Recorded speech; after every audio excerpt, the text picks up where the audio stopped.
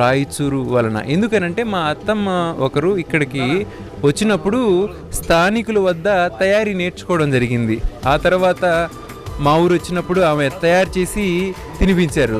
చాలా బాగా నచ్చింది. ఉగ్గాని బజ్జీ గురించి తెలుసుకునే ప్రయత్నంలో కర్ణాటక అలానే రాయలసీమలో అత్యంత ప్రసిద్ధని తెలుసుకున్నాను. నా ఆహార విహారాన్ని కూడా ఉగ్గాని బజ్జీల గురించి అనేక కార్యక్రమాలు చిత్రీకరణ చేయడం జరిగింది. అంశాన్ని మీ వద్ద ప్రస్తావన చేద్దాం అనుకున్నాను. ఎందుకంటే ఒక ఆహారం ఈ ఊరు ద్వారా అప్పుడు నాకు పరిచయం అయింది. ఆ ఊరిలోనే ఆహారం గురించి ఇప్పుడు కార్యక్రమం చిత్రీకరణ చేస్తున్నందుకు నా ఆనందాన్ని మీతో వ్యక్తం చేస్తున్నాను. ఈ సందర్భంలో 50 ఏళ్లు పైబడింది పెద్దలు సదాశివప్ప గారు ఉపాహారశాల ప్రారంభించి 5 దశాబ్దాల నిర్వహణలో రుచికరమైన ఉగ్గాని అందింపు వారుగా రాయచూరులో ప్రసిద్ధి పొందారు.